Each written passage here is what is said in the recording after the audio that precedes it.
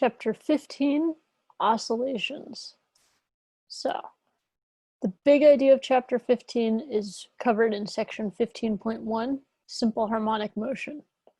You'll see there are a number of learning objectives in regards to simple harmonic motion, and that's because it's a really big topic.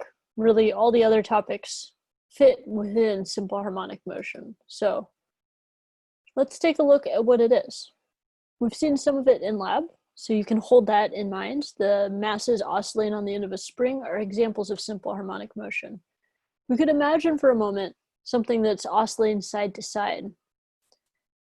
So if we had something oscillating side to side in simple harmonic motion, like this orange ball, we notice that it's showing sort of snapshots as time passes, where time is going down, and then side to side is if it's moving to the right or to the left as it's oscillating back and forth. And an interesting thing, if we watched its motion, is we'd see that at the endpoints, right before it changes direction, the speed is 0, right? This is similar to when we're tossing a ball into the air. When it reaches the highest point, it briefly stops. And where it's moving fastest is in the very center of the motion. There it's not speeding up or slowing down, it's at its fastest velocity.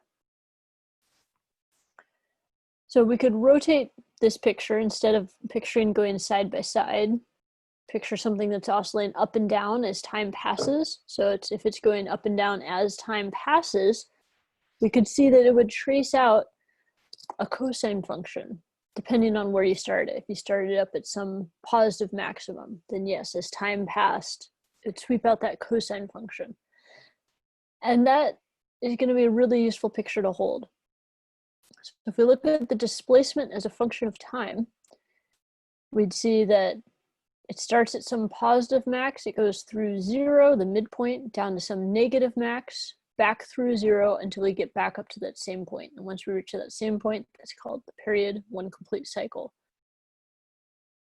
The cosine function is also a way to show that the speed is 0 at those extreme points, at one of those max values, where the slope or the derivative is also 0 at those points. And where we have the largest derivative or largest slope is at the midpoints in the middle. So these graphs pack in quite a bit of information. Some things that are closely related to simple harmonic motion. One is frequency.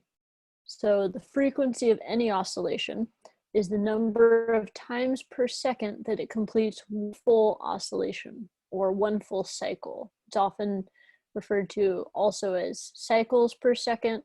Another example of frequency would be RPM.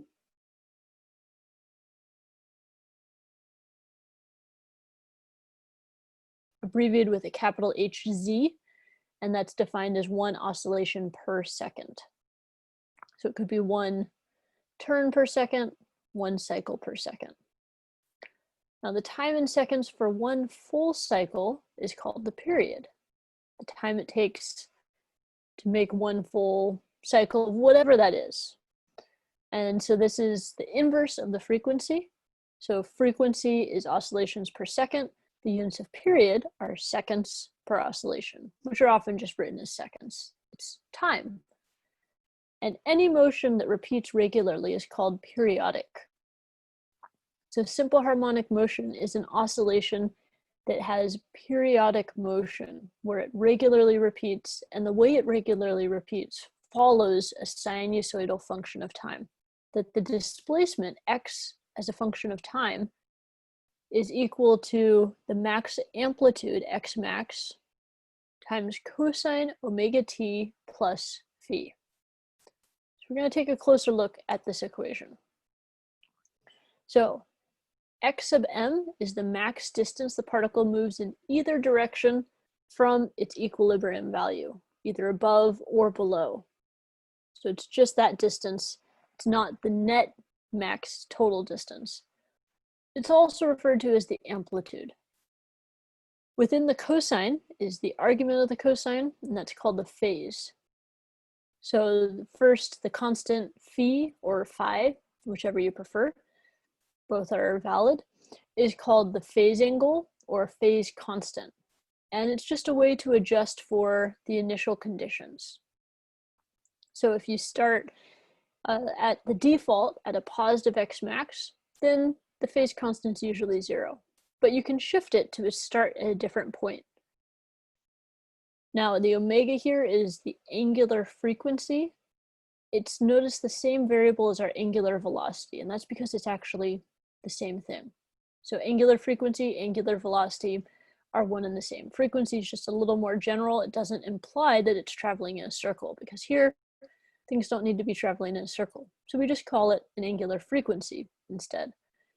And it's related to the period as omega is equal to 2 pi over t, or to the cyclic frequency as 2 pi times f.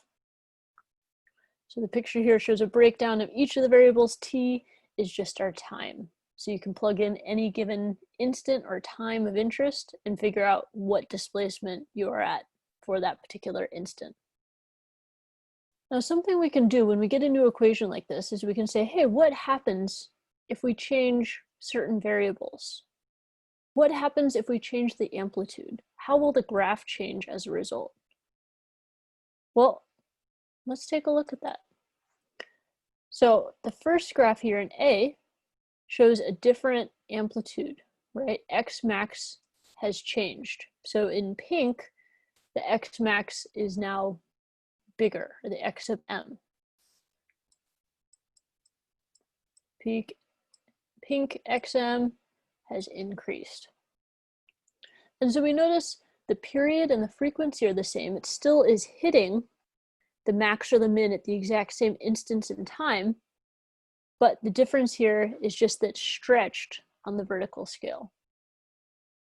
Now, in figure B, we instead change the period or the frequency. So let's see, if the blue, one period is shown up on top, versus the pink, within the time it takes the blue to complete one period, the pink has completed 2 periods. So for pink, the period has gotten much shorter. It's actually half as much as the blue. Since frequency is inversely related, the frequency has gotten twice as big, that we're seeing 2 more cycles, twice as many cycles per second as the blue curve. So notice the amplitudes here are the same. They have the same vertical scale. It's just the side to side has been stretched or compressed in order to adjust when you change the period and frequency, which you have to change both. You can't just change one. Finally, in the third curve, we see a different phase constant. So if in the blue, it shows the phase constant of 0, which is where we start at our positive x max. If we instead have a phase constant of negative pi over 4, right, which is like negative 45 degrees, that shifts the cosine curve to the right. The negative value, you can imagine, is it's like looking backward in time to before what we saw in the blue curve here. So that's why we start out not at x max, but a little bit before. But the period and the frequency are actually still the same, as are the amplitude. So it's not that we've stretched or compressed it in either dimension, we've just shifted them so that they are offset from each other. All right, with this in mind, I want us to think about a checkpoint. It says a particle undergoing simple harmonic oscillation of period t is at negative xm at time t equals 0. Where's the particle when t is equal to t is equal to 3.5t, and t is equal to 5.25t. So I want you to think about all 3 parts here, come up with an answer, and we will check back in just a moment. So please, in order to think about this, go ahead and hit pause now. All right, did you do that? So the key to thinking about this is the fact that it tells you this negative xm at t equals 0. You could add a phase constant to do that, or you could even just draw a graph. I find that easiest. And if we draw a graph, all we have to do is, instead of having x max at time equals 0, we can say, hey, our new time is equal to 0 is when it's at negative x max. And we can figure out from here the various results that we will have, right? Knowing how this will change as time passes, because one full cycle or period will be once we get back to that negative x max. So that would be an example of just being the period. Right, so there we have our period, cool. So anytime we go an integer number of cycles, we're just gonna end up right back at our period again. So that's a useful thing to remember. And that's indeed what happens in part 1, right, is it's asking if we go 2 periods, then okay, we go up, down, 1 period, up, down, we've gone 2 periods. We're just right back where we started, negative x max. In part B, we go 3.5. So the 3 periods will just have us right back at this negative x max. The key is this half of a cycle. So half of a cycle would be right in between 1 full period. So I could draw that in here. And so at that half cycle, we would be at positive x max. And finally, the third part is looking at 5.25 of a cycle. The 5 again just puts us right back where we started, so it doesn't actually do anything. But the quarter of a cycle is going to be not half of a period, but a quarter of a period at the exact midpoint between there. And so notice at that point, it's at exactly 0 at the crossing point. It's not somewhere in between. This breaks up really nicely in order to highlight that idea.